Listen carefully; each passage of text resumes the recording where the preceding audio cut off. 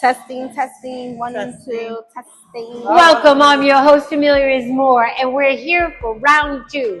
Y'all know me from when I hosted her fabulous gala, but today we're going to get an intimate look at the woman behind the mental mindset of empowering women in the industry of construction. Welcome, Herlema Owens. Thank you.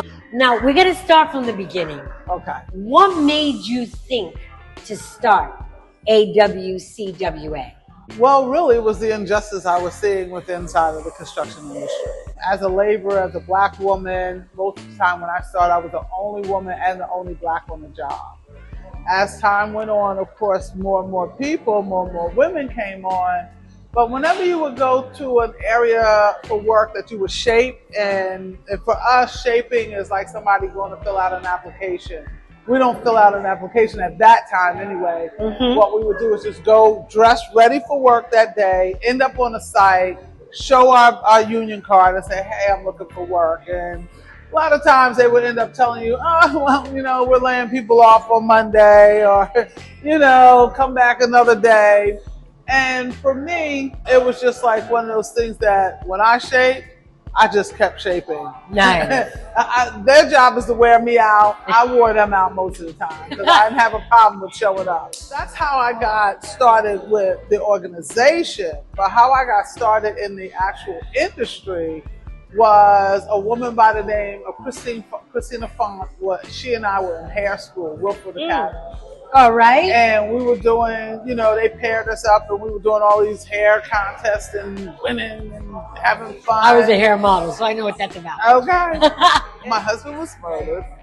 I was pregnant with my last child. And I had gone in the hospital. And 2 days after I had her, he was no longer on the planet. He was murdered. And when they found out, they basically was like, you're going to work. So here I'm thinking, I'm going to work in a hospital to do hair for sick and shut-in, because that was my goal with doing hair, was to go help women who were in the hospital, go into senior homes and stuff like that. And they was like, nah, girl, you're going to work for construction. You need to make some money. You got babies on the hips. And there it is. You know, a lot of people don't understand that the construction business actually is multi-layered. Yes. And that you can get in where you fit in. Absolutely. For an entry-level position, what would you tell a young woman to aspire to do first as she learns the industry? Because everything is a learning curve. Absolutely. Well, I would suggest doing a pre-apprenticeship program. Like my own or others, throughout the series, I've mentioned other organizations like NEW, like P2A, Pathways to Apprenticeship, Construction Skills, Helmet Sahara Hats. If you've been in the military, you talk to them and they'll help you get directly into a union. And there's so many more organizations now that are out there. I wish I could call all their names because I really believe in them and the fact that they've been able to help so many people. Some of those organizations are just women-based. Some of them are mixed co-op, like my own, right? And so it's your advantage to kind of reach out, look out for them. So that's number one. Start with a pre-apprenticeship program. Excellent. A lot of people don't realize that when you're in an industry that's male-dominated, there's a certain juxtaposition you as a woman must do in order to kind of fit in. Okay. What advice would you give young ladies as far as that are going into this industry, how they can acclimate themselves to this new environment that is male-dominated? So remember you're a woman. First and foremost, remember that you're a woman. I don't care what your lifestyle actually is, but remember that because, again, you're there to do the work. You're not there to, like, real women ain't looking for nobody to do the work for them. Yeah, no man hunting on his job. No, you're not, that's not what you're there for. You know, I'm retired from the union, and the one thing I can say, and I stand corrected and dare anybody to come out, I've never messed with anyone on a job. That's it. Right? Because I was there to work. I remember working on the conduit at 79th and the conduit, and I worked with some brothers that came from, they were Egyptian. And the brothers was like, you know, we live in the Bronx, and during that time, I came in the 80s, okay? So remember that. So a lot of stuff that I'll talk about has some history. I did 30 years and I've been out for, I ain't gonna tell y'all how long, because you might start doing the math. Just 1 year, 1 year, 1 year. You might start doing the math. I'm 21, okay? So what they were used to was prostitution, like black women being prostitutes up in there, up in the Bronx. So what was happening was they would have this preconceived notion of us, but I worked on a job with them that changed their mind about all black women, changed their mind about women, period, because I came to work. I was not there to get their check. I was there to get my check. Fortunately enough, I didn't want their check, but Lord Jesus, they used to have some checks, y'all. No, let me stop.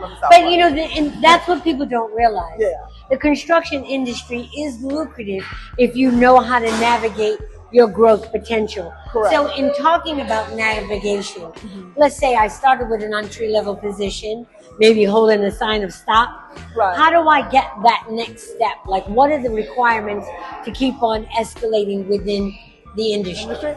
Well, funny enough, if you're flagging, it doesn't mean that you just got started necessarily, okay? Because again, you've been in an apprenticeship program, you're hoping to move into a union itself, into their apprenticeship program, and with that, they're gonna take you into the necessary steps to always have you moving up the ladder, right? So even being a flag person, which I've done once or twice in my life, okay? But as a real woman that I come to work, they have had me digging ditches, because I'm a laborer, right? My work is from the ground down. I do excavation, foundations, bridges, tunnels, and highways, and terminals. So this is no joke business, and the money is fantastic. So what I say is learn, get in where you fit in, right? Don't look at the money first for your career option, because you might see the money in electric and say, oh, I want to be an electrician, but get there and electrify yourself, okay? Because it wasn't really what you really wanted to do. You might have wanted to be a painter. You might have wanted to be a landscaper and be in my local union as a laborer. You see, so all of the unions, by the way, add different elements to their particular trades. So even in like DC9 has so many different facets to their trades, right? Same thing with the carpenters local. So you've got to look at what your outreach, what you want to be doing, and then find it within inside of a local and then master it. As far as getting further information, where can they find out more information now that you piqued their interest? And let me tell you, the money's sweet in construction. How can they do that? Well, you can get in touch with us at info@awcwa.org. You can call 646-820-7754, and that'll get you in touch with us direct. The best thing to do, if my program is not up and running when you're ready to be out there, call new. If you're a woman, their program runs a lot quicker than mine. Call Construction Skills. Call P2A, Pathways to Apprenticeship, if you're a man or a woman, because they do train both. Mind you, in all of our programs, though, just think about this. You need to be mentally ready, because we're going to test you, we're going to work you, we're going to show you what it is to be out there in the local, and it's no joke business. And if you're not able to be there on time, if you're not able to take the time that is necessary for you to go through the program, they're not going to keep you either. So know that you have to do your part. Look, I know that QR code is hitting you somewhere. It's hitting you somewhere. Hit that QR code, go to our website, send us a message, and let us get back to you. Well, there you have it. I'm your host, Amelia Moore. Stay tuned for more right here at AWCWA. Peace.